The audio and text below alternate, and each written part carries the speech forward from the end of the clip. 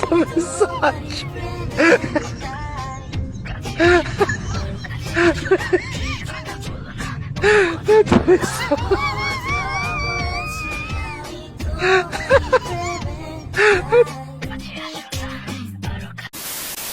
Hello everyone, অস্থির বাঙালি সিরিজের আরো একটি মজার পর্বে আপনাদের সবাইকে স্বাগতম। বরাবরের মতো আজকের পর্বটি কিন্তু অনেক বেশি মজাদার, সো কেউ মিস করবেন না। তো চলুন শুরু করা যাক। শিক্ষা ব্যবস্থা এখন কতটুকু ইমপ্রুভ হবে আসলে বলা যাচ্ছে না। কয়েকটা ধাপ পার হলেই বোঝা যাবে। কয়েকটা ক্লাস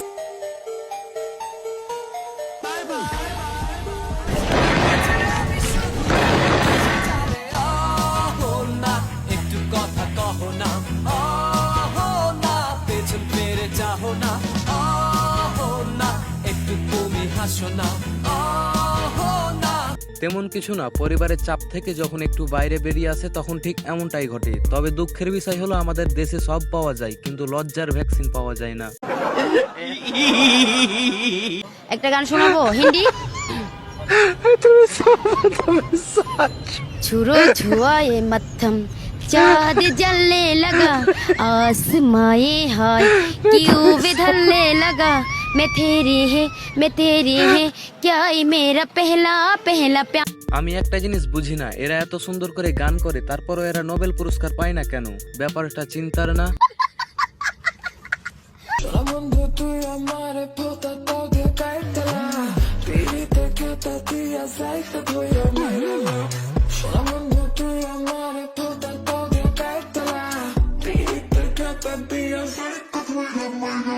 হেই গাইস, এই গানের লিরিক্সটা প্রথমে আমিও বুঝতে পারছিলাম না, তারপর ইউটিউবে গিয়ে এই গানের লিরিক্সটা লিখে সার্চ করি, দেন বাকিটা ইতিহাস। মানুষ অনেকে বলে কি যে জায়েদ খানকে ধইরা যদি ধুমসে পিটাইতে পারতাম তাহলে আমি মনে খুব শান্তি পাইতাম। আপনার ব্যাপারে শুনছি বিদেশে গেলে বলে এই বেহায়াটা পিটাইতে পারেন। আমি তো পিটাইতে পারবো না, চ্যানেলের ভিতরে থাকে, মারার সুযোগ নেই। এরকম শুনছেন অনেক। তাহলে আমরা আপনার আমার সেম কেস, কিন্তু আমারে যারা গালি দেয় আপনারও গালি দেয়। আমারে ফোন করেই বলে যে এই বেহায়া লোকের শোতে যাওয়া যাবে না। আমিও তো আর এক বেহায়া, তো যেতে হবে, কিছু করেন না। তাহলে কি আমরা দুজনই বেহায়া? একদম সেম লাইনে আছি। আপনি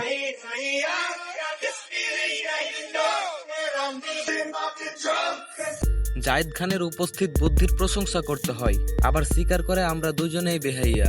বাহ। হজযাত্রীর ব্যাগ থেকে বের হলো পুরো 1 কার্টুন কম দামি সিগারেট। আর একটু খুঁজতেই বের হলো জর্দার বিশাল এক প্যাকেট। একটু পর বের করা হলো আস্ত 2টো কাঁচা কাঁঠাল, এমনকি পেঁপেও মিলল তারই ব্যাগে। কি নেই এই হজযাত্রীর ব্যাগে? সিগারেট, জর্দা, কাঁঠাল, পেঁপে, সেমাই, শ্যাম্পু সহ নানা ধরনের জিনিস নিয়েই হজের উদ্দেশ্যে যাত্রা শুরু করেছিলেন এই হজযাত্রী। এই বিমান বাংলাদেশের একটি ফ্লাইটের যাত্রীদের বোর্ডিং ও ইমিগ্রেশনের সময় একজন হজযাত্রীর ব্যাগ থেকে পাওয়া যায় এসব পণ্য। ধর্ম বিষয়ক মন্ত্রণালয়ের বিধিনিষেধ থাকার পরও এমন পণ্য বহন করায় হজযাত্রীর কাছ থেকে তা উদ্ধার করা হয়। এই যাত্রী জানান, জর্দা তিনি নিজে খাওয়ার জন্য নিলেও সিগারেটের বিষয়টি জানা নেই তার। তার অজান্তে কোনো প্রতিবেশী সৌদি আরবে থাকা আত্মীয়ের জন্য দিয়ে দিয়েছে। এইটা আবার কেমন মানুষ রে ভাই? ও সরি গাইস, আমি তো ভুলে গিয়েছিলাম, উনি তো হলেন খাঁটি বাঙালি, আর বাঙালি মানে তো অস্থির কর্মকাণ্ড হবে, এটা স্বাভাবিক। মানে ভাই, এদের কর্মকাণ্ডের প্রশংসা করতে আমি বাধ্য। क्या बात है सर, क्या बात है सर। প্রতিদিন সারা দেশ থেকে ঢাকায় আসার পথে শত শত মুরগি মারা যায়। মরে যাওয়ার পর এসব মুরগি ফেলে দেওয়া হয় না। প্রশ্ন হলো, তাহলে এসব মরা মুরগি কি করা হয়?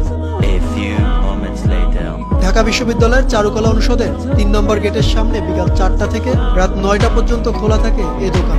এখানে 1 যুগেরও বেশি সময় ধরে বিক্রি হচ্ছে চিকেন ফ্রাই। শুরুতে দাম ছিল মাত্র 5 টাকা, পরে বিভিন্ন সময়ে এর দাম বাড়িয়ে 7 টাকা, 8 টাকা, 10 টাকা করা হলেও বর্তমানে পাওয়া যাচ্ছে মাত্র 12 টাকায়।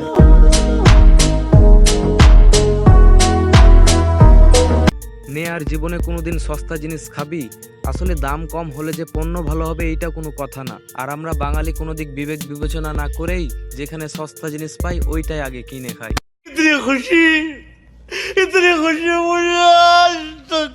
ফুল ভালো তো, কারণ দেখেন হাফ সিলেবাসে অনেকে কিন্তু খোঁচা লাগাই দেয় যে ওরা তো হাফ সিলেবাস, জিপে পাইছে তো কি হয়েছে। এটা আমরা মানে মানুষের জুতায় না থাকার পর্যন্ত না কেউ সিচুয়েশনটা বুঝে না।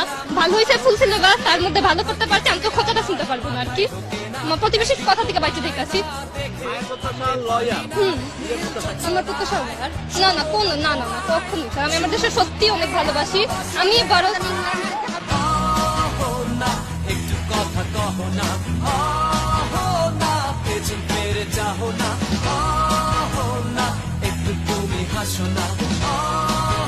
ভাইরে, এই মেয়েরে যে একবার বিয়া করবে, বিশ্বাস করেন বিয়ের পর যদি একবার ভুল কইরাও ঝগড়া লাগে তাহলে তো বুঝতেই পারতাছেন।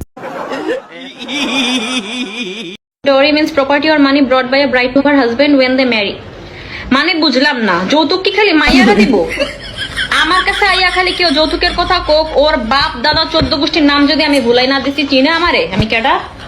উল্টা আরো যৌতুক নিয়ে ছাইরা দিমু। বিয়ার সময় যদি হেলিকপ্টার গাঁদা ফুল দিয়ে সাজাইয়া নাই না বিয়া করছে, বিয়াই করুম না আমি। বুঝলাম না, আমার বিয়াতে আমার স্বর্ণের মধ্যে ডায়মন্ডের স্টোন বসানো নেকলেস দিতে হইব। আচ্ছা, আমার না একটা নেকলেস ছিল অনেক সুন্দর অনেক আগে। এই আম্মু, আমার না একটা সুন্দর নেকলেস ছিল বড় ভাইয়ার বিয়েতে যে কিনছিলাম, ওইটা কোথায়? অনেকদিন তো দেখতেছি না। তুই না পড়তে বসেছিস, পড়ার মাঝখানে এসব কি নিয়ে চিন্তা করস? তো পড়তেই তো আছি, তোমরা বুঝলাম না একটা মানুষের পড়াশোনা নিয়ে এমন কেন করতেছো? হেই গাইস, আমাদের ভিডিও লাস্ট পর্যায়ে আপনাদের কাছে ছোট্ট একটা রিকোয়েস্ট করব, প্লিজ রাখবেন। যদি আপনারা চ্যানেলে নতুন হয়ে থাকেন তাহলে অবশ্যই সাবস্ক্রাইব করে দেবেন। দেখা হচ্ছে নতুন কোনো ভিডিওতে, ততক্ষণ ভালো থাকবেন, সুস্থ থাকবেন, খোদা হাফেজ।